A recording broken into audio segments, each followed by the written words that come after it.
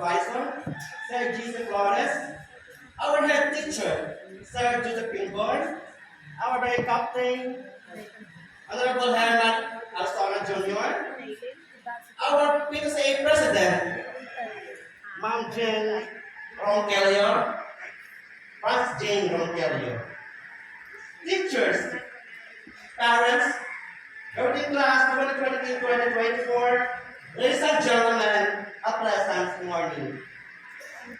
Yes, you made it. I am so happy seeing you wearing your white toga and sitting right in front of me with golden smile. Because you have already finished your elementary education and you are now entering for your senior life of junior high school. Yan din ang aking naramdaman noon when I was in your position. But you are luckily natapos ninyo ang inyong elementary stage na walang masyadong may bit na pagtuturo.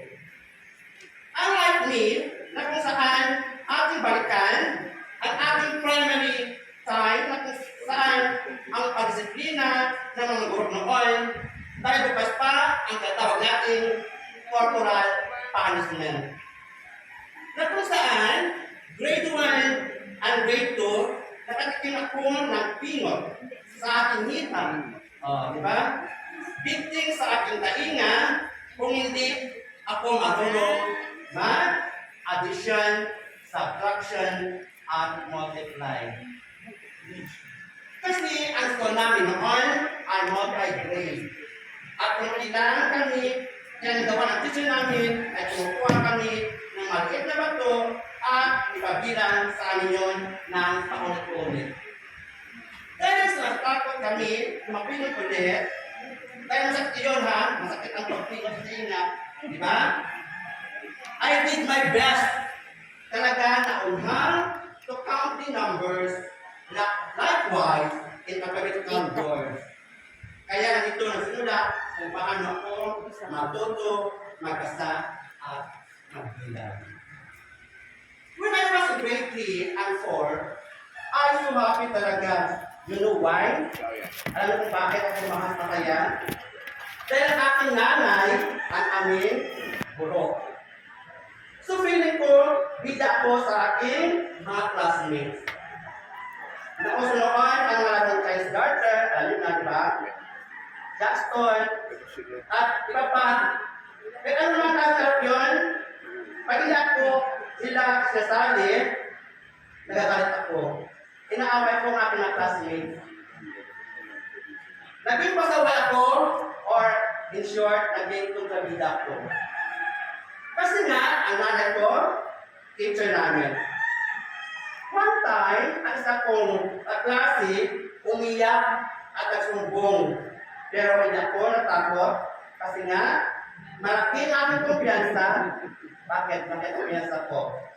Dahil, ang group namin ay nanay ko.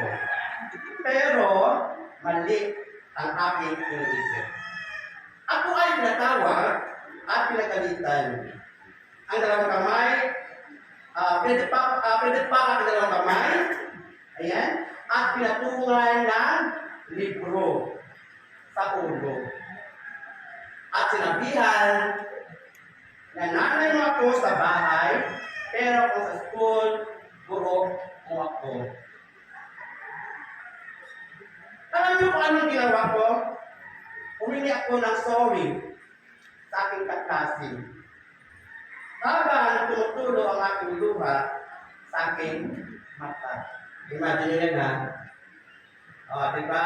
Kahit nanay mo, puro mo, huwag mo pagmalaki ang iyong sarili. Diba? So mula noon, nagbago rin ako. Naging pala kaibigan hanggang ngayon. Minsan man, hindi ako nagalit sa mga guro. Bago sila ay aking pinasasalamatan. Di sila ang dahilan kung paano tayo natuto magbasa, magbilang, at sumulat. Kahit ang sakit, ang hirap, ang pinatanggap.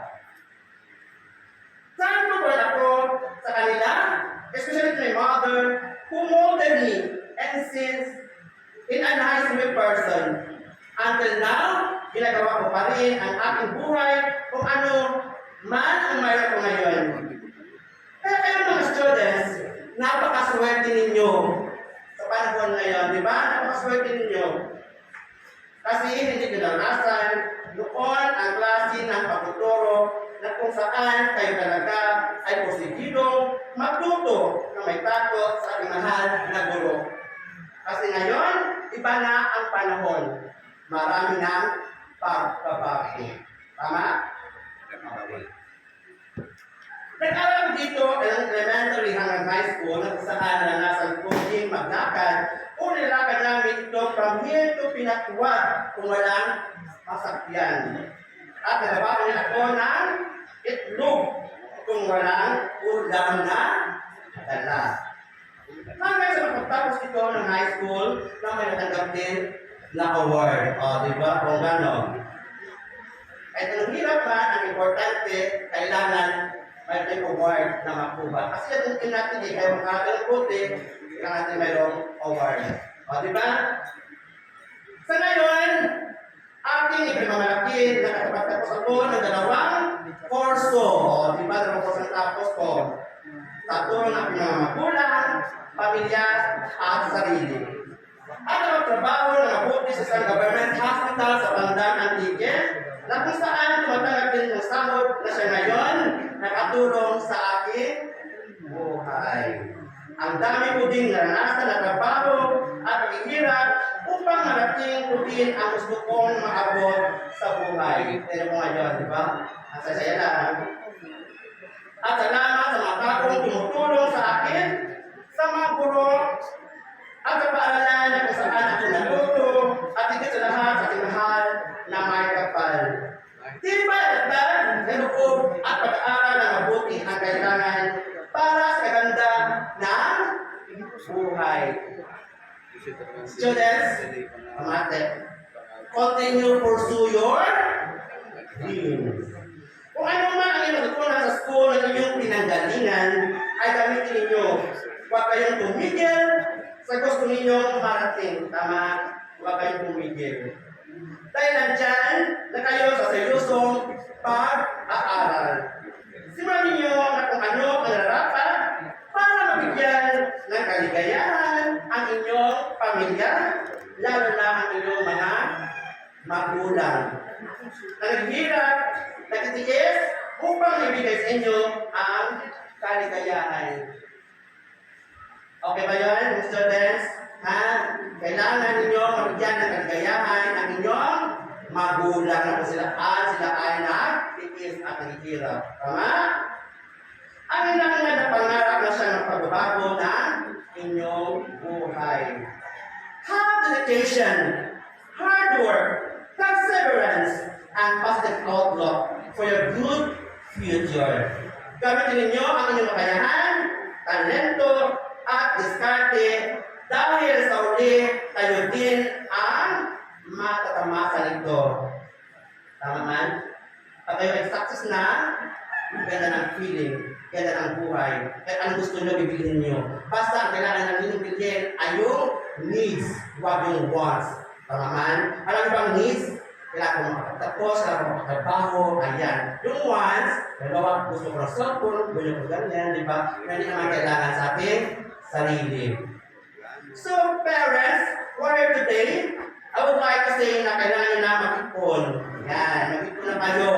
Para sa karira ng inyong anak sa pagtuntong na kailang junior high school na kung saan ito ay kailangan na medyo may pit na gabay para alam at oras na mas babayan ang kanilang pag-aaral. Kaya kailangan din magulang. Ha? Diyos is magyapon kung patukan ka kung bata na huwag nyo ginagabayan. Para ala at oras sa subayan ang pinapag-aaral na ngayon, we are under and using new technology that there is some cases happen that can give destructions to our children. Alam nyo na, iwasan nyo ang mga cellphone na ang mga immediate focus sa inyong pagpuon para din matawaman ninyo at kalipayan ninyo nga parents. Tama? So, Mr. Parents, Continue observe and guide them sa kanilang pag-aaral. At ibigay ninyo ang kanilang determinasyon na makapagtapos at mabuo ang kanilang mga pangarap. Na mayroong saya, tuwa, at ikaw ay maramdaman sa bandang huli. Pero saan na nyo lang. At higit sa lahat, tayo ay pasalamat sa lahat ng ating mga guro na nagbigay ng oras. Yun. At panahon, pagtitimpi, at minsan nakalimutan na rin ang kanilang mga sariling pangangailangan. Ang importante, pagyan ng edukasyon ang inyong mga anak. Kaya parents, ating samatan at tinuturo din ha. Balik kayo mamaya ha. Ang safe time, game time ko talaga ha. Kailangan rin ito mamaya. Graduate class 2023-2024, after 15 years, I hope na makita ko kayong may mga ngiti sa labi kung tayo ay makasalubungan lang. So ha, graduate class ha, pagbalik ko, natin ng after 15 years, makita ko mong may gold sa talina. May pwede sa mga gold sa legal. Ha, yan ang nagdo sa inyo. Sa uli, ayan, ito ang pinaka-importante.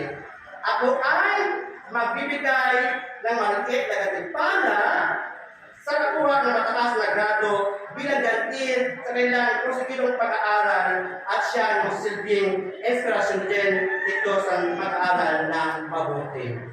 Ayan. So ngayon kasi naman nakuha ng Academic Excellence Award na 12 study na yun. Ako may bigay ng konting o maligid na gantimpala. Kukunin mamaya after ng program dito sa stage. Ha? Yung 12 na kuha ng Academic Excellence Award. Kasi nga, na-appreciate ko ang kailang effort na makuha ang mataas na grado. Okay? Again, congratulations to class 2023-2024 and the proud parents. Thank you.